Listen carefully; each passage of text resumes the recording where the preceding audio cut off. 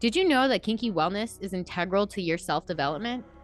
Hi, my name is Dana Shergill. I'm a kinky wellness coach and owner of The Partition, home of kinky wellness. Each Monday, I bring on a guest to discuss why kinky sexual wellness deserves a seat in the wellness conversation. You can catch my solo shows on Wednesdays, but let's jump into it. Hey, and welcome back from our 1 week break. I hope everyone stayed kinky last week. I'm very excited because today we're bringing on Ancilla from Ancillary Kink Support. Now, I met Ancilla at the Delhi Erotic Edge event, and I'm very happy to say that she's joining us today to expand on one of the classes that I took while I was there. So, Ancilla is a writer, journalist, sex and kink educator, and author of novels, both erotic and otherwise. As a former sex worker, she has on-ground insight into human sexuality. And as a graduate of communications, she is able to apply that to create structured methodology to apply to the sexual. She's a pansexual, polyamorous, kinky, and constantly talking about how labels are reductive. And I'm excited to say that we are going to be diving into her class on deconstructing and uncovering your sexual self through the microscopic studies. So in total, she has outlined 6 elements, which is the personal, social, ethical, political, emotional, and artistic. So why don't we welcome Ancilla to the stage? Hello, Ancilla, and welcome to the show. How are you doing today? I'm great. Thank you so much for having me. Well, thank you for coming on. I'm so glad that we connected at the Delhi Erotic Edge, and I'm super excited to be going into one of the classes that you taught there. I'm excited to talk about it as well. I'm really glad you attended. It was great seeing you. Oh, thank you. So today we're going to be talking about your class on deconstructing and uncovering your sexual self through the microscopic study that you did, which includes 6 elements. And we're going to be starting with the personal. Okay, so just really quickly, I'll explain what I mean by microscopic study. I mean that as a sexual being, you're not just a singular thing. And as a sexual being, you belong in society and to various elements as much as you belong in it as, say, a political being or a mental being or an emotional being. So your sexual self is as constant as the rest of your existence, your mental being or your emotional being. All of it is just as constant. So your sexual self can be understood in various different ways. It has many levels of influence. And I divided them into 6 levels. And the first one is the personal. So the personal is, like we believe that we have a sexual relationship with ourselves, but we don't really go deeply into that because, first of all, we feel like the sexual relationship that we have with ourselves is mainly because we don't have the opportunity to have a sexual relationship with someone else yet. And as a sexual being, you're like initiated into sexuality sort of when you start having whatever you define as sex. But your sexual relationship, your sexual identity as who you are begins essentially when you begin. And the personal concerns itself with that. So I divided into 3 categories. The first one is the formative, which is essentially formative sexual experiences are the ones that occur. You understand them long after they occur. When they're happening, you may not have like a physical understanding of what it means to be a sexual being in your body because you haven't experienced perhaps a sexual urge, you haven't experienced comprehension of it yet. It's likely that you'd be very young in this period. Like I know that as a child, I experienced urges and desires to be hit, for example, and I didn't know where this was coming from, but I knew that it was like a strange desire and I shouldn't like talk about it very much. And if I did talk about it, or like if I was trying to seek it out, it was trying to seek out something illicit, something that was a different pleasure than any pleasure that I understood so far, like the pleasure of eating something like candy or ice cream. It wasn't the same kind of pleasure.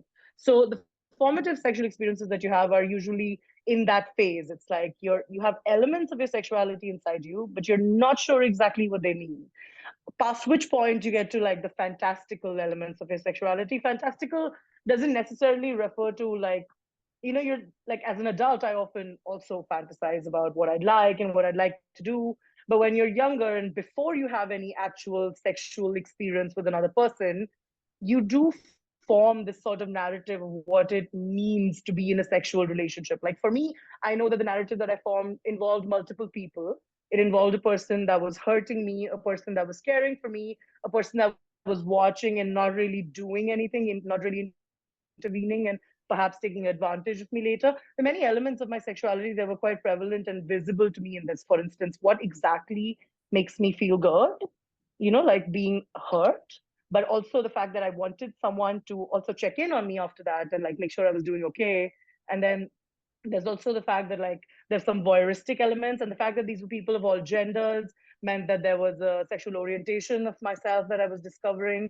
And the fantastical is also influenced by like, what do you see in the romantic zeitgeist, right? Like, for instance, in my head, these people, this person who was hurting me had to be abusive, because I hadn't seen anything in society that indicated that somebody could hurt me because I asked them to, and because it would be pleasurable to them as well, and because it was consensually negotiated. It was just, okay, so I know in what kind of relationships people get hurt or get beaten, and they're abusive ones. And then they get rescued from them by another character, one who like takes care of you, but then also takes advantage of you in some ways. Like there's a price you pay for rescue. So like the fantasy of it, also there's parts of it that you don't understand right off the bat. Like there are parts of it that were related to my sexuality, and there were parts of it that were related to sexuality as it's understood by society. And then after that, there's the masturbatory. Also, like as far as the masturbatory is concerned, the way that I define it doesn't actually have to do with genitals or to do with orgasm. It has to do with the fact that, like, with intention, you undertake an act, any act, whether that's like self stimulation or something completely different, to the goal of your own pleasure, like whatever that act is. Because for some people, like I have a friend for whom it was when she was really young, she would like to just remove her clothes and stand in the corner of the room because it made her feel sort of ashamed. And that shame was very gratifying to her. Whereas touching herself or like trying to bring herself to orgasm really did nothing for her. So when I talk about the masturbatory, it's about when you start exploring yourself as a sexual being, you only have yourself and you have your fantasy, and then they sort of intermingle for you to create like this realm of self pleasure. And because all of the detailing of this realm of self pleasure, it is always about touch yourself, reach orgasm. If you have a clitoris, maybe it's harder for you to do. And like the entire conversation becomes limited in this realm, which makes a lot of people believe that they didn't have masturbatory experiences, or they weren't able to successfully masturbate or bring themselves gratification until they were older. But we all have methods of gratifying ourselves that are very telling about who we are as beings. So that's the personal. Well, the biggest takeaway that I have from the personal is your idea of virginity. Like the fact that I do believe a lot of people think you're a virgin and then all of a sudden you're sexual after you have sex. And you're right. There's something about it that we need to reframe this context around virginity. It's not, it's blown up and glorified bigger than it actually is. And that being a sexual being actually has nothing to do with our virginity or not. I mean, of course not. I mean, first of all, you're not sexually activated one day.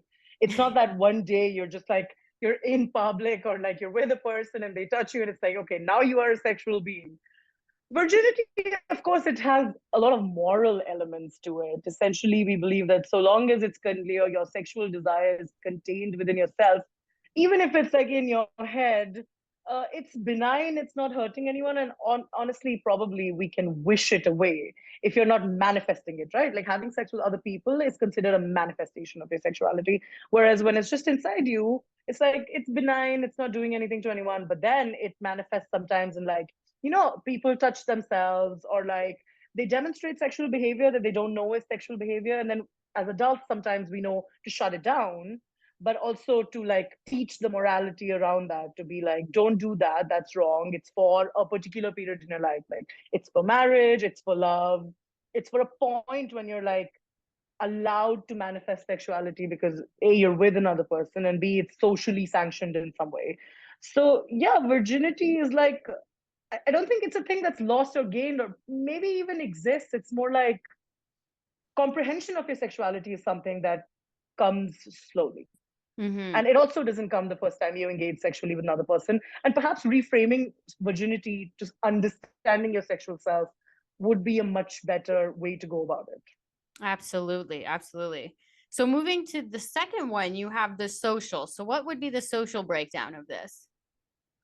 Okay, so sexuality is, I mean, your sexual self is a social self as well, because how we act sexually is not just a function of pleasure. Like, it's not just a function of very simplistic understanding of pleasure that like you touch me here, I'll feel good, and touch me there, I'll not feel so good. that's not all sex is. You also learn a morality surrounding it. You also learn what exactly the world thinks of it and how you respond to what the world thinks of it. So it starts with a familial understanding of it. So basically, the first feedback you get about what sexuality is, and familial also includes like your peer group. So the first feedback you get about it is like, what does your family tell you about how and what it means to be a sexual being? I mean, that's very often where our morality that's associated with sexuality, that's where it arises. It's like, right, so we've been taught that like sex is a bad, negative thing, for instance. And if you're taught like a morality that like, don't do it, it's dirty, then at some point your sexuality may derive thrill from acting out against that idea. So, like, when I was younger, for me, knowing that it was considered inappropriate, or I was taught that it was inappropriate to go and sleep with a bunch of people whenever I feel like it, the thrill associated with doing that was taught to me on a familial level when I was really young. And then after the familial level, you have like your romantic and social relationships that you develop past that point.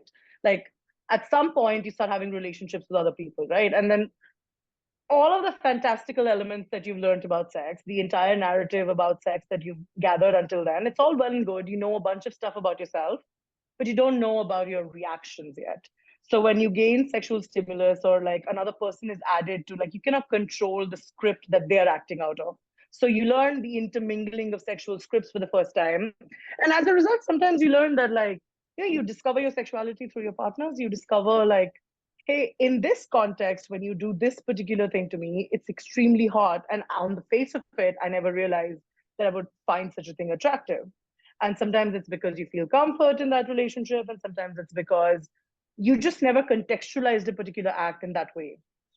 Some things can be received, like, for instance, I never contextualized maintaining or painting my nails as a sexual act. I always thought of it as something social that I had to do to be beautiful as a woman, for instance. Whereas, like, being with a partner who saw it that way and managed to eroticize it in that way made it sort of a permanent part of my sexuality. When I say permanent, I mean 5 years, because everything changes. Like, everything changes eventually. But, like, yeah, so you just contextualize it accordingly. And then, of course, there's the most important element of like sexuality, which is like sociosexuality, which is the sexual narrative and the sexual script around which we grew up, which varies deeply based on where you grew up, right? Like India, for example, has amongst the highest prevalence of women rape fantasies. Now, does being somebody who's into rape play necessarily mean you were raped, or it's being informed by the social script? No, but the prevalence of rape culture and how it intermingles with romance and the way romances are represented in India obviously leads to you romanticizing a certain act of force, a certain coercion of your will, and equivocating it with romance. And then what you do with it from that point onwards sort of depends on how deeply you're thinking about your sexuality, because you could also very easily end up in sort of a non-negotiated but forced is okay because it's hot to me situation, which a lot of us have been in that place because we don't know to like talk about it. We also know that like it has an acceptability, and it's part of the acceptable convention. The example that I like to give when I'm like sort of trying to explain how sexual convention changes and how it influences our sexuality is that 10 years ago it was weird to choke a person, but like off late it's sort of fine. Like even in like casual random hookups, everyone's sort of into choking now. It's no longer a weird thing. It's no longer like inaccessible in the sexual zeitgeist. So that now influences how like we perceive sex that is normal, quote unquote normal.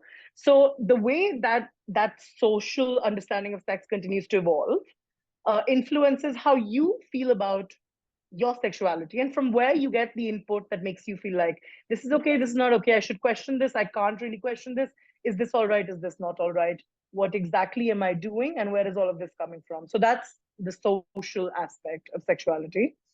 Well, with the social, the familiar, so you mentioned that, some people were raised that masturbation is bad and sex is bad, or this should be waited for marriage. Now, I feel like it comes down to an individual when they do start their sexual wellness journey on this. It's their responsibility to really break that cycle.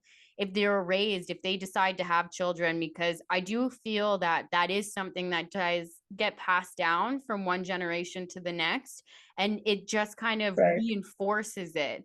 and which can be difficult when you are the first person to say, you know what, I'm going to rechange how I view sex. I'm going to be the first one to really open this conversation up. I mean, a certain level of commitment to self growth and changing your own perspective and unlearning the things that you've been taught is sort of social service. I mean, it's sort of like, I'm comfortable calling it a level of social service that everyone should be required to do. But I also recognize that, like, in order to do unlearning of that nature, you kind of need to be removed from an environment that's constantly reinforcing these systems and also reinforcing them with consequence, which is like very common in India, right? Like, I can decide that I understand sexuality differently, and I may want to, like, for instance, let's say I have a daughter, yeah, I want to teach her something different, and I may, on a personal level, do that. But I exist in a family structure where I am disenfranchised, for instance. I'm not talking about myself, I'm just saying me as like an example. And in that case, my daughter may learn certain things from me and value them. And I may feel the responsibility to teach them to her. But just as easily, I could have never learned those things because I never left the environment where I had the safety to be able to do that work or to change my perspective over sex. I mean, for a lot of people, it's still, consent is still something they're unable to exercise because, first of all, say you're in a marital relationship, and the majority of sex in my country happens within marital relationships, you're not actually allowed to revoke consent as a woman. So if you're not allowed to do, yeah, I mean, marital rape is not outlawed. There's a certain amount of sexual violence that's punishable under the Domestic Violence Act, but it's like a gray area. Actually, it's not a gray area. Marital rape is just allowed. But so, yeah, so like, you can't really unlearn the things that you need to unlearn unless you have the safety to be able to unlearn them. Safety, and I guess a lot of education, in which will be difficult in a country that has such heavy censorship on things like this. It's very difficult. It's very difficult to get information out there. I mean, I write a lot of books about sexuality and some erotic novels. I can't sell them in India. No, you can't sell them at all. No. Wow. So the education that you're limited by, it starts within your education system then. It's just not there? I mean, yes, we have sex ed classes in very few schools, in a very specific kind of school. Like, for instance, I had sex ed classes to a certain extent that I was when I was growing up. But what are we being taught, right? We're being taught how your body functions and also morality. Don't do it, or you will get pregnant, get sick, etc., etc. That's what we're being taught. And a lot of it is not even accurate. I mean, a lot of sex education that we are given is sort of outlandish. I know that I had a teacher who told us that girls past a certain age should not sleep with like stuffed toys because they take sexual thrills from them. Like, this was part of my sexual education. Oh, wow. That's that. So moving to the next one, like ethical, like that's up for debate. What's ethical and what's not ethical of what you're being taught and what's allowed in a country and what's not. Right. So actually, the way that I approach the ethical, it first starts with like a personal set of ethics. Like, because the first thing is like sexual conflict, right? Sexual conflict is internal. When it first happens, it's definitely internal. Like, uh, I'll give you an example. Essentially, say you're like, say you live in a very oppressive country, and you're a woman, and you're submissive, and you're heterosexual. So you're going to be submissive to a man. And in kink circles, when we discuss like this configuration, we're often talking about it in the way that, no, your feminism does not need to contradict your submission because one is a choice and the other is enforced upon you by society. You know, oppression is enforced, submission is chosen. But the thing is that the representation of these things is often so similar, right? Like, I know couples, for instance, where, you know, the woman is submissive, the man is dominant, but the way that it plays out in their household is that she's doing all the cooking and all the cleaning and laying all the meals at the table. And the other parties in the household, like the children or like any other allied parties that may live there as a joint family, they don't see submission. They just see a continuation of like social upbringing that they've seen all their lives. And when you have a kid, they are going to view that. They may even view it as romance or a form of love. But if that learning means that they believe that at some point they are entitled to the form of love where a woman is serving them their entire life, it may not be a sexual decision to opt for that romance.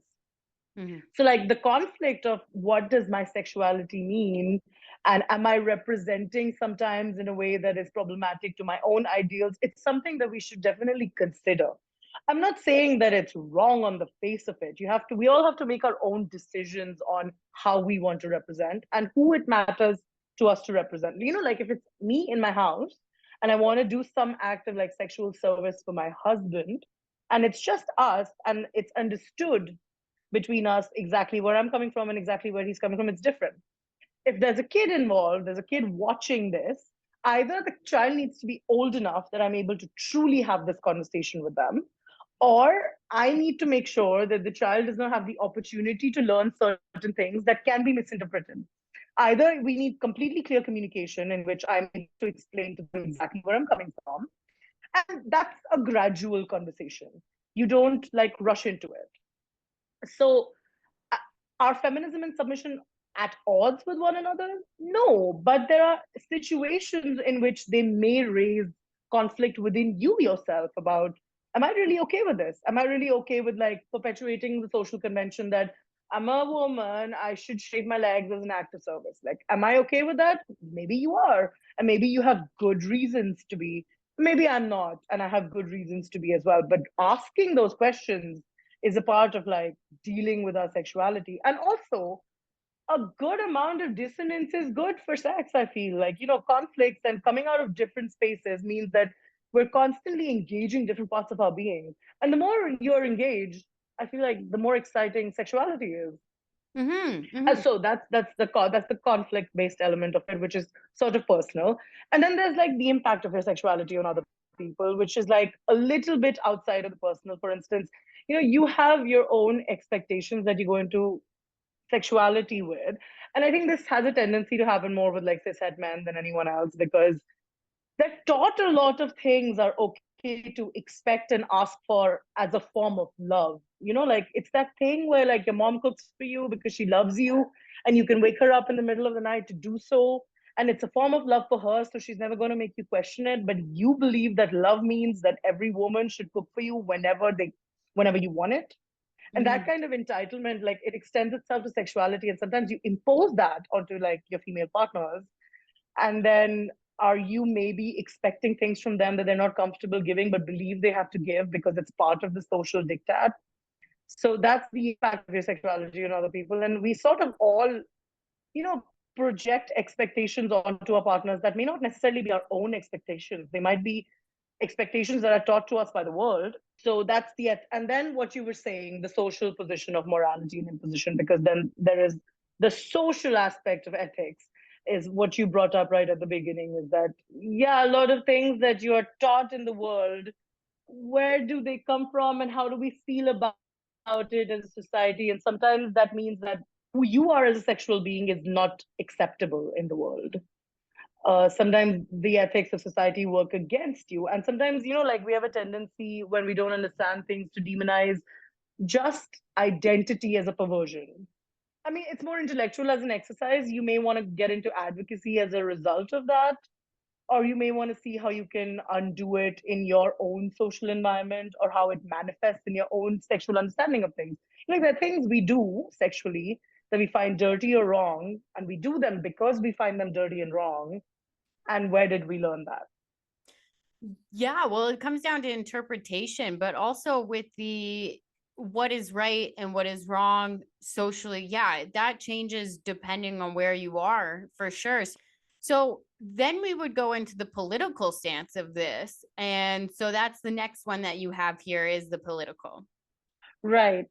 So the political is about, so you know how the personal is political, the sexual is part of the personal, therefore the sexual is political. But we often try to like discount the political aspects of sexuality, partly because there's this belief that making sexuality politically correct is sort of not the way to go. And when we hear the term political, especially nowadays, I think we just immediately hear the term politically correct, which is almost never like a true to the world representation of the politics of anything. So, for instance, when you're playing with kink, right, there are a lot of things. Like the first aspect of it was like sexual identity. What are the politics of the identity of how you represent? And there are many aspects to it that the legacy of which you got to sort of understand, why do these implements like whips and torture implements, why do they exist? They exist because people were actually enslaved once. And I mean, modern day slavery in some forms continues. So all of these things have a history and a legacy that you owe it to yourself to understand, so that you can develop a more ethical practice, a more informed one. And sort of, even, I'm not saying that just because something has a legacy that's problematic, but this is more than problematic though. You don't get to touch it, or you don't get to play with it, but it's like, if you use it to continue to perpetuate certain stereotypes, then you're also informed by a part of politics that you may want to deconstruct for yourself. And then there's oppression, which is sort of, so a lot of us are judged for our sexuality, right? Like, there is judgment, which is, it's like an indictment of your choices. And then there's oppression, which is an indictment of your identity. And oppression has a very heavy impact on how your sexuality is allowed to manifest. Now, say you're not heterosexual in a country where homosexuality is outlawed. It means that the spaces that exist for you to be a sexual being are extremely limited, which as a result means that you're constantly experience a lack of safety within your sexuality. And that's going to show up in the ways that you interact with other people, in the way you experience your sexuality, in the places where you feel like it's safe to do so. And that's a major example. There are like minor ways in which oppression acts out of the old time. Who is it okay to reveal who you are to, and who is it not okay to reveal it?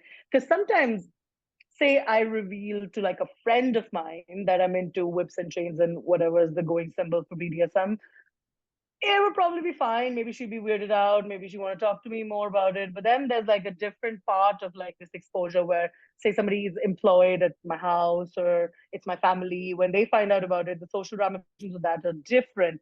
And this is a country where people still get straight up killed for having strange sexuality. Strange, I say, but what I mean is anything that deviates from a norm.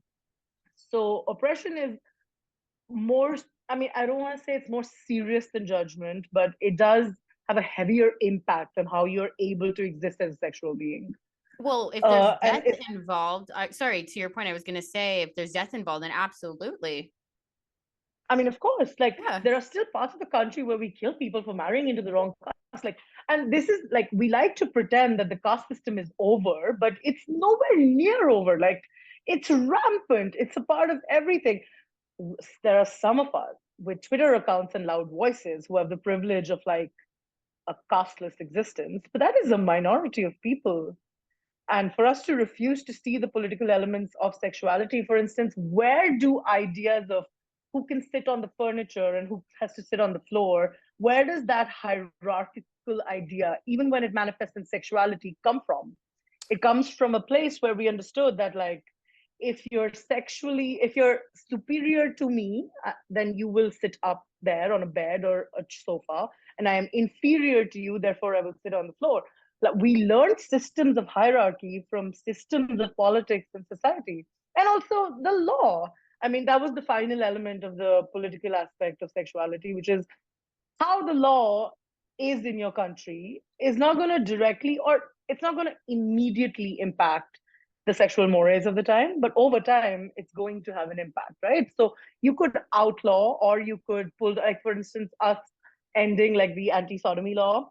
It's a great step forward, but for it to inform people and get them to open their minds and like start to accept people as different and who they are, it's going to take some time, because also we have the recent memory of it being against the law, and the law influences how we think about certain things. Now, BDSM itself is not actually outlawed in India, and I had a long chat with my lawyer about this once. But also, what he told me was that the reason it's not outlawed is because nobody precedented it.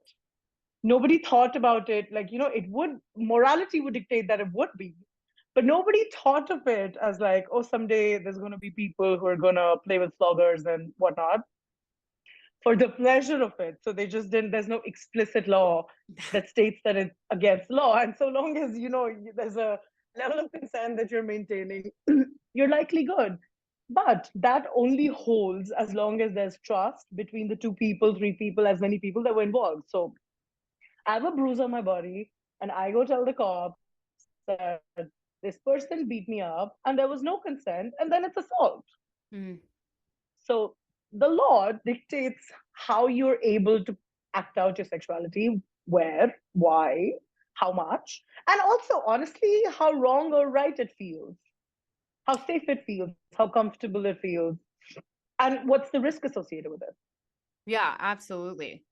And I feel like when it comes to the law, it can scare people into doing things. Like, even if they want to do it, if there's a law that says you shouldn't, people might be fearful of, like, well, I don't want to go to jail, so I just will hold this in. I won't tell anybody, because the alternative is someone could misinterpret this and I could end up in jail.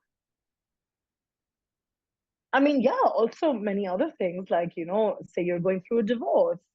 I know that this happened to my partner when he was going through a divorce. His sexuality was publicized, and he works for a very conservative organization. And it was difficult because he has a child and he wanted custody of his child. And all of these things are brought into question when it comes up, when, like, on a day-to-day basis, we're just living our lives, and there's a certain amount of safety we take for granted. But at any moment, you could be in a really bad situation that you have not precedented. Mm, mm. And people can use it against you, even if it, like, I want to say, almost when they feel like it. Like, if something started out good and then, maybe you piss them off one day and they're just like, you know what, I'm angry at you and this is what I'm going to do. And unfortunately, there are cases of that all over the place.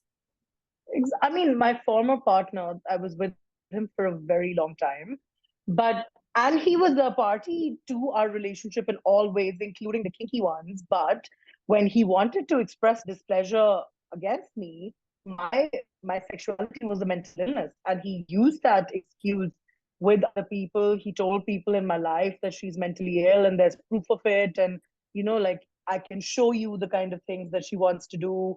And, like, he showed people pictures of, like, whip marks on my body, being like, what kind of sane individual would do this? Only because I was speaking out about the fact that he was physically abusing me. Mm, And this was an excellent defense for him. It was like, how can you physically abuse a person who's going around getting this done to themselves? And that simplistic reasoning is enough for some people. It's like, it's enough for most people. Nobody likes a victim that doesn't fit a profile. mm. Nobody likes one who's, like, empowered and, like, sexual and okay with it and open about it. And so it's very easy for people to paint you into a particular image or corner if they know all of these things about you. I mean, for instance, no one will work in my house because they saw some handcuffs and chains in here. Oh, wow. That's actually so interesting. But it's true. People are judgmental. And I feel like people in general, if they don't know, we're all fearful of the unknown. So we think of, like, worst case scenario before anything ever comes up, any facts, that we just immediately go there, just as a human race. So, to be honest, the people who were uncomfortable with the things that this, and it's not like I was brandishing them, yeah, it's just like, there's a chain tied to the bedpost. It's just always there, and there are handcuffs and, like, on the night. It's just always there. And when they had an issue with them, they didn't talk to me about it, but they talked to the entire neighborhood. So I call. So a bunch of people told me that this is what is being talked about. And I was like, you know what? Let me have a conversation with this woman. Like, there were two different women with whom this happened. The first one, sort of amenable. She was like, okay, I understand. And she had questions to ask me about this situation. And the second one was extremely hostile and really angered that I had talked to her about it. Talked to her because she, I guess, was focusing on the fact that I was mad about the fact that she had told the entire neighborhood. Mm. Which, yes, I was. It's just that I wish that you just asked me. I was fine with answering these questions. Anyway, it led to a boycott. So I have to do everything in my house these days. Well, it's been 6 months. So I've gotten used to it. Well, moving on, those are some funny stories, but we can move on to the emotional. Okay, so the emotional aspect of sexuality is somewhat personal and somewhat informed by how our emotional mechanisms are built out of time over time, and what we enjoy as emotion and what we don't enjoy as emotion. And also to, like, sort of we tend to think of things, even emotional things, in really binary terms, like, I like this, I don't like this, I enjoy this, I don't enjoy this, I feel good, I feel bad. Whereas emotions are sort of hued, and the enjoyment of them comes from sort of exploring all the hues of it. And then the first aspect of like an emotional understanding of your sexuality is, what do you associate, like association, what do you associate certain sexual acts, certain sexual feelings, certain things with? Because essentially it's sort of impossible to describe emotion. It's possible to feel it in like a lot of different ways, but we use other emotions to describe emotions. Yeah, like if I have to tell you that I'm angry, I'm going to tell you that I feel aggressive, which is like just me using two emotions to say the same thing. Whereas association allows you to sort of experience the hues of things. And sexually, there are like many associations you draw with sexual acts that are performed with your body. Like for instance, I have an association with my wrist, in the sense that if somebody grabs it, it makes me feel immediately sort of drawn in to the person and sort of controlled by them. And then that's the part of it that like stands out most for me sexually. And knowing my body like well enough to know what associations I draw from which experiences and what feelings. And sometimes it's just like smells and like what they evoke in you, and sometimes it's words, sometimes it's the way somebody is like handling your body, or the way they're handling your mind, or like what you're discussing with somebody. And then you can sort of follow like a system to devise like how do you find your associations. Like, you you're in a sexual act, you identify the part that made you feel something, and then you question, why did I feel that? And then perhaps you go back to, when was the first time I experienced that? How did I feel in that situation? Is that connected with how I'm feeling now? What was the world around me? Can I experience some of that same safety, maybe that same excitement? And how does it change when I do it with another person or another partner? So, like, association adds this sort of richness to your sexuality. It's not just skin deep, it's not just what's happening in this moment. And then on the other side of that is trauma. Like, we all handle and deal with and I guess sort of process trauma very differently. So it's hard to have like a single explanation for how trauma may manifest in your sexuality. For some of us, it's like a reconditioning. Yeah. Like I have a ton of sexual trauma associated with violence, and it is in many ways a part of my sexuality. And the way that it's a part of my sexuality now is very different from the way that it was a part of my sexuality 15 years ago. And that's because I have reconditioned my trauma sexually to in a certain way, in a particular way, inside a particular configuration. Sometimes your sexuality helps you deal with your trauma. Sometimes your trauma helps you deal with your sexuality, but sometimes it's neither one of those things. For some people, it's just a thing that you necessarily need to keep separate, because if you are triggered in a sexual situation, it kills the situation for you. But figuring out our relationship with our trauma does help you know what is safe to do, what is not safe to do, what is enjoyable to you, and what is not enjoyable to you. And sometimes, like trauma has such strange associations that you don't know that something's going to be repulsive to you, and you don't know why it is repulsive to you until you start questioning it along a particular line. So that's what I mean by trauma's association in your sexuality. And then there's memory, which I suppose is also sort of associated with the association aspect of this. Like, okay, so like we have very emotional memories as human beings. Yeah. Like we remember math and we remember numbers and we remember facts and dates. But the thing that we remember best of all is like heightened states of being. We remember intensity, we remember joy, we remember emotions are how we remember stuff. So, like, if you have a very emotional sexuality, you're going to be able to parse through it better. And a lot of us have a very emotional sexuality. I mean, that's earlier, I guess I was saying to you about casual sex, that like we think of it as an unemotional thing. It's not unemotional as much as it's short term emotions. But we believe that like we won't revisit those emotions at any time. So it's better to just pretend you didn't have them. But like maintaining sort of like a repository, I call it my dictionary of emotions. Essentially, like I like to sexualize the emotion that I was feeling in a particular situation and then revisit it and see like how does it stand out in my memory and what does it do for my sexuality. Because all of this stuff, they're just acts. Yeah, like you whip me, you chain me, you lock me somewhere, those are just acts. What makes them really powerful is the history, and the history is often comprised of emotionality. It's comprised of all of the things I've felt in association with this act my entire life, everything that's led me to it now, how my feelings about it have changed and evolved over the years. So I'm experiencing a physical act. for it to truly be intense, I want to experience it in like all of its complexity. And memory is like a really powerful way of doing that. Yes. And to your point about even what you said, trauma about, you might not know. I talk a lot about this in regards to triggers. It's sometimes you don't know until it happens. Like it's shock, like it kind of surprises you out of nowhere because our memory is not as good as our memory in our body. Our body can remember a lot more than the memories in our brain. And so it's very important to just understand that even if you are having sex with someone just one time, one off, you might run into a situation where they do uncover a particular traumatic experience, and no one's immune to these things. Exactly. Also, trauma, like I find triggers a little bit difficult because personally, I'm unable to pinpoint mine because they change based on, like, first of all, who I'm with, how I'm feeling, the circumstances of the situation, and the same thing may not work twice, and it's difficult to pinpoint triggers. But I know how it feels to be triggered. So when I am immediately like having the tools to just go back and like deconstruct that entire situation, just be like, okay, what all are the aspects that are at play here, and which one of them stands out as trauma in my memory, which is making me feel this way. So just doing the work in that exact situation, like right there, it's always really helped me deal with what I understand to be trauma in my sexuality, or just manifesting within it. Well, even that, what you said, it how you were at the beginning of the day. You could wake up on the wrong side of the bed. It could be something just super small, like everything changes all the time. And what you said is another person could have a different way of how they do it, different energy, maybe their smell, the cologne that they're wearing, whatever, like perfume. It changes everything. Yeah.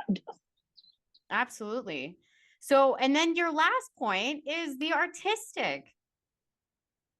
Look, I'm super romantic as a human being. People meet me and they don't really believe this about myself. Well, I'm sentimental. I'm sentimental for recreation. It's just because I'm a writer. It's what we do. Mm-hmm. Okay, like we also you start writing metaphor and beauty into the world, and then you start living it.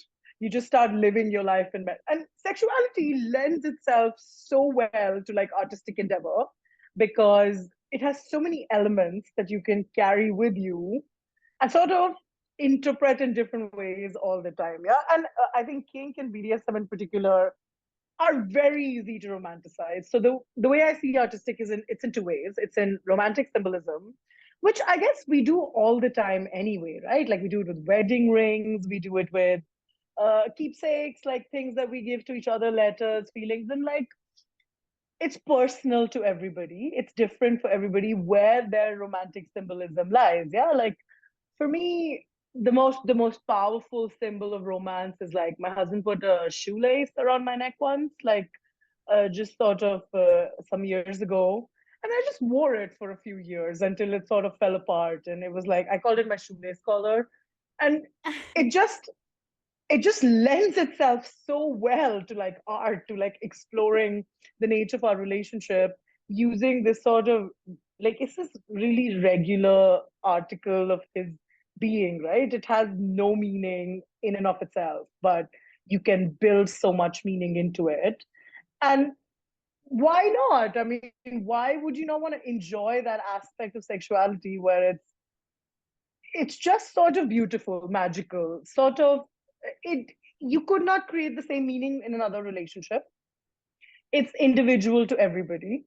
And that's where you get the color, the intensity, the beautiful stories, the memories, the things you remember when, you've spent 50 years together and then the person dies and like you're opening a box and there's a shoelace in it and then that's where you start the story. Again, I said I'm a writer. This is just how I operate. That's And then there's aestheticism, beauty and aestheticism, which is like we all see things differently. And the things in which we see beauty are different as well. And expressing your sexuality to the things that we find beautiful in a very simple way, we do it in the way, how do you dress for like, how do you dress to make yourself feel sexual, for instance? For a lot of people, it's like leather. or lace or just, beautiful lingerie or whatever it is. Or it could be a different sense of aesthetics altogether. For instance, for me, it's like a dark and black and bloody. Like all of these are it's my sense of aesthetics. Does it add to sexuality? Yeah, I feel like I'm expressing who I am as a sexual being using these things because they have meaning to me. And that meaning is meant to decorate my sexuality. And a little bit of irrationality, like we don't need our sexuality to be super serious. Yeah. Like I don't need it to constantly be like, what are the political ramifications of the sexual act that you have conducted today? I don't need it to be like that. I also need it to be sort of loose and free and wild and open to being strange and unusual and really personal and authentic. And And I guess fun. the artistic is where that is. And fun, yes, yes. I'm sorry, I use that word very rarely. Fun. I feel like it should, I feel when you're describing it, these are all things that adults need, like bring in, that are fun. We forget that life is supposed to be fun, and it doesn't have to be what you said, so True. serious, and we can just relax and go back into this playful state that I feel that a lot of our structures around us, they don't want us to be in a playful state anymore. They don't want us to just sit down and That's laugh and true. have a good time. But also, sometimes with like particularly with BDSM, I feel like it doesn't extend itself to levity very well because it's so structured Mm. and like the relationships within it are so structured. It's very easy to forget that this isn't like we're not trying to devise a train schedule. Like it's easy to forget that. It's easy to not laugh at yourself. It's easy to believe that these bonds of like honor and respect, it's not a knighthood. Like it's easy to forget that.